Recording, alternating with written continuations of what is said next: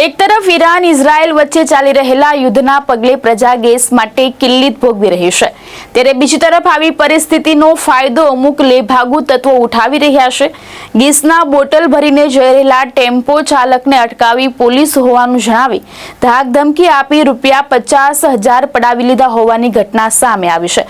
જોકે પોલીસે ગણતરીના કલાકોમાં 3 આરોપીને ઝડપી લેવામાં સફળતા મેળવી છે।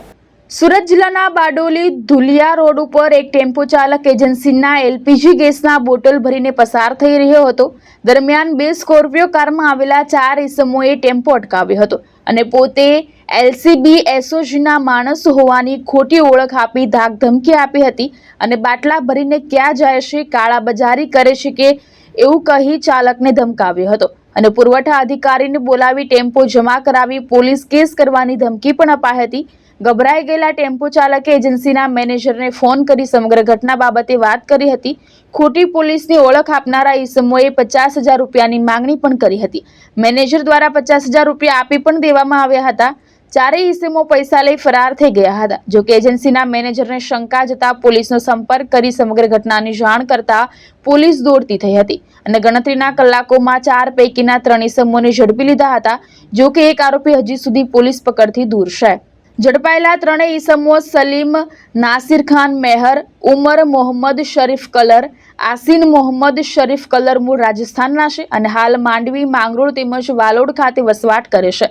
આ તમામ લોકો ગેસ બોટલના ધંધા સાથે સંકળાયેલા છે, જ્યારે વોન્ટેડ આરોપી સિકંદર મુસેખાન કલર માંડવી નગર ખાતે રહે છે। પોલીસે હાલ આ 3 આરોપીઓ પાસેથી ગુનાના કામે વપરાયેલી 2 સ્કોર્પિયો કાર તેમજ 50,000ની રોકડ કબજે કરી છે અને આ લોકોએ અગાઉ કોઈ જગ્યાએ ગુના કર્યા છે કે કેમ, ગુનામાં સંડોવાયેલા છે કે કેમ તેની તપાસ શરૂ કરી છે।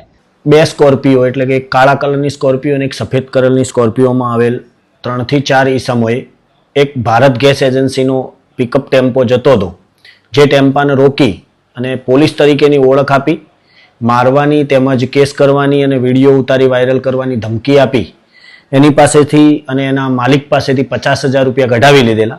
એ બાબતની ફરિયાદ ગઈકાલના રોજ બારડોલી રૂરલ પોલીસ સ્ટેશનમાં ફરિયાદીએ નોંધાવતા જાહેર થયેલ।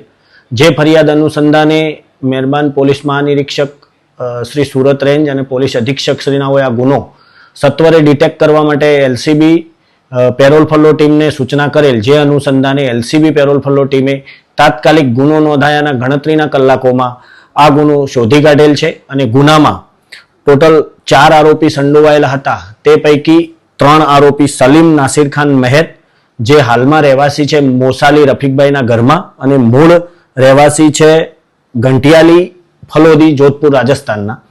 એ સિવાય ઉમર સખીર મોહમ્મદ શફીક કલર, જે અત્યારે રહે છે વાલોડ, એ પણ ચાખુ ગામ ગંઠિયાલી ફલોદીના મૂળ રહેવાસી છે। યાસીન ઉર્ફે આસીન મોહમ્મદ શરીફ કલર, તે અત્યારે માંડવી પ્રકાશનગરમાં રહે છે અને મૂળ ફલોદી રાજસ્થાનના રહેવાસી છે। આ સિવાય એક આરોપી સિકંદર મુસે ખાન કલર માંડવી પ્રકાશનગરનો વોન્ટેડ આરોપી છે।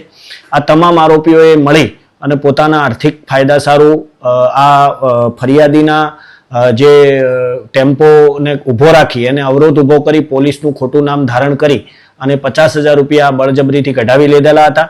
જે બાબતે પોલીસે 3 આરોપીઓની અટક કરી એમની પાસેથી મુદ્દામાલના ₹50,000 તેમજ ₹6,000 અંગઝડતીના એમ કરી ₹56,000 રોકડા, ₹95,000ના 3 મોબાઈલ ને 2 સ્કોર્પિયો 30 લાખની એમ કરીને 30,51,000નો મુદ્દામાલ રિકવર કરેલ છે અને આગળની વધુ તપાસ માટે આરોપીઓ બારડોલી રૂરલ પોલીસ સ્ટેશનને સોંપવામાં આવેલા છે। ધર્મેશ રાણા, દ્રષ્ટિકોણ ન્યૂઝ, અંકલેશ્વર।